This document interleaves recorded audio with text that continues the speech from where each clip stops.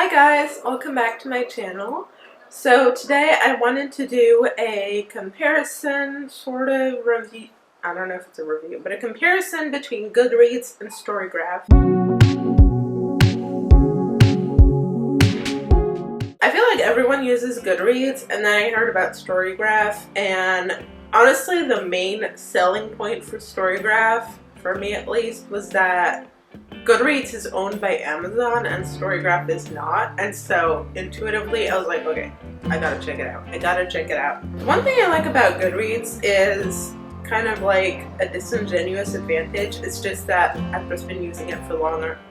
And I feel like, it's just been around for longer, so more people are on it, and I think the main thing with Storygraph is that I only am friends or am following the booktubist on Storygraph because, quite frankly, I think she's the only person that I follow on YouTube or on BookTube who I know has a Storygraph. So first of all, if you have a Storygraph, I'd love to know. The one thing I don't like about Goodreads is that it's just slow. It's a slow website. I don't know what it is about it. I think the programming of it is kind of maybe a little bit dated. I do like the kind of, I don't know, I don't want to call it old-fashioned, but the kind of more traditional type of look that Goodreads has in terms of a social media platform. Contrary to Storygraph, which is more like minimalist, kind of airy.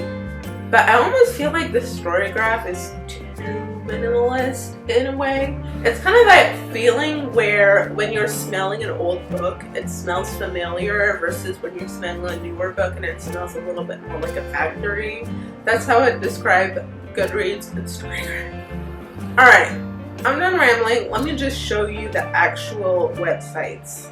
So here's one great collaborative feature between Goodreads and Storygraph.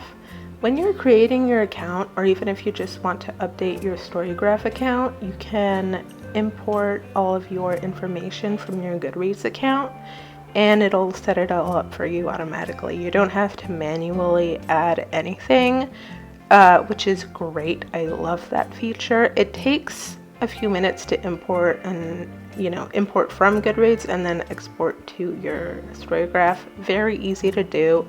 That I absolutely love. So kudos for those two websites for hanging in there together. We love that.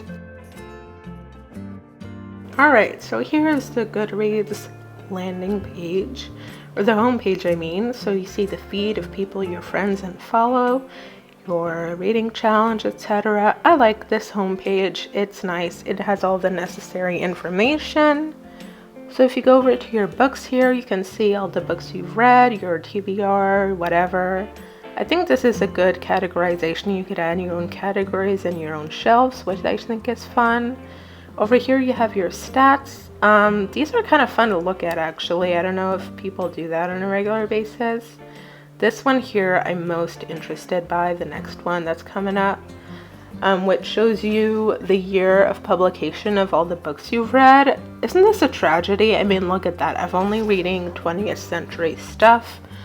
I gotta get on that, man. I mean, that's not cool, but it's good to know. Alright, and then here we have different stats. I think these are fun to look at. I think it can give you some good insight into your reading preferences and can possibly help you read more diversely, which is definitely something I'm always looking for. Over here, what is that? Oh yeah, the recommendations. So this section I think is kind of well done from Goodreads. The recommendations, there are also recommendations per genre based on what you have read, which I think is kind of cool. It's not as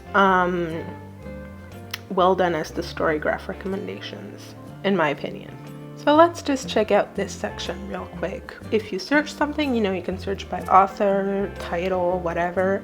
This is my favorite section here, okay, is Listopia. This is genuinely my favorite section on BookTube, or on Goodreads, I mean, sorry.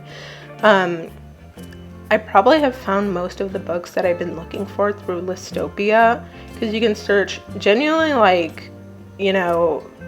horror books or like list of horror per whatever. I feel like there's a lot of lists that people have made, which I absolutely love. And you can see there are shorter lists that are like, you know, I mean, people create their own list and then I think you can add on to them or something, but sorry if you heard that ambulance. But yeah, I absolutely love Listopia. And then here, I guess there's a little quote section. I honestly never go to this side of Goodreads. I just wanted to kind of showcase the different features the website has. It's kind of fun. I had a little bit of fun checking out the different quotes. And then here, there's a little quiz section. You get to watch me fail as I give you some more thoughts. How about that? So I'm not a big fan of this quiz section just because I feel like it's really catered around just the books that are really popular right now, which just happen to not coincide with my personal reading preferences. I guess it's good if they coincide with yours. But yeah, it's kind of, I don't know, I wish if there was a little game section or quiz section on the website that you could kind of search by genre or something, or maybe by book. But it's a fun addition, not addition. And then here's the part of Goodreads where you can search by genre. I like each little sub-page for each genre. There are more that you can search. So here there's like lists of books that are popular right now, new releases, and then some suggested lists from Listopia. I think it's fun to have different kind of a different selection. I wish there was more diversity in the selections. Like I said, I mean, I don't necessarily think it's Goodreads' fault, but I don't know. It tends to recommend the same authors a lot, which I think we see across the board on social media, not just Goodreads, but that's a different, I think, conversation for a different day. So I think that's pretty much it for Goodreads. Let's hop over to Storygraph. Okay, so here's the main homepage for Storygraph. It's pretty simple, like I said, very minimalistic. The books you're currently reading, your favorites, and your recent reads, along with a few things on the side. As I said, in my opinion, this is a little bit too minimalistic for my personal taste. It's more of a modern aesthetic, I get it. So this is what it looks like when you look into your recent reads and the kind of layout of all the books and the title, etc. I think this is kind of nice, pretty similar between Goodreads and Storygraph. So I guess I don't have too much to say about this, just to show you the different options you have. So one thing I do prefer with Storygraph is that you can customize your reading preferences better. So as you can see over here, there's more options to kind of guide Storygraph's algorithm to suggest more things. Personally, I've rarely been recommended books by either Goodreads or Storygraph. I mean, typically I get them from book reviews on YouTube, but it's still nice to know that the option is there.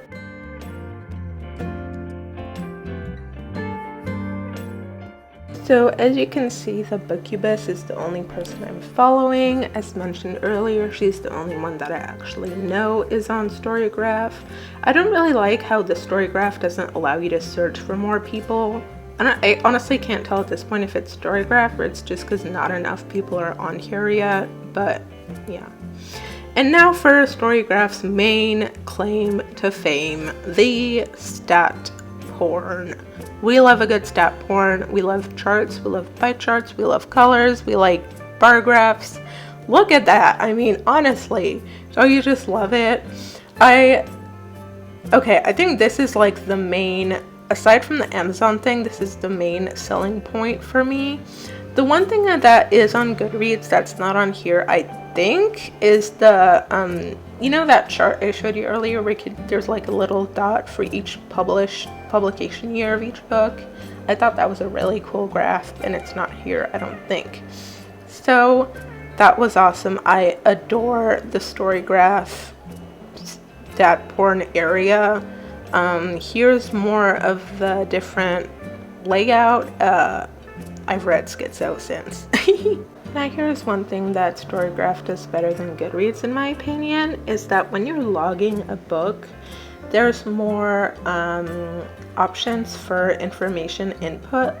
So here, as you can see, I'm putting in a trigger warning for Purge.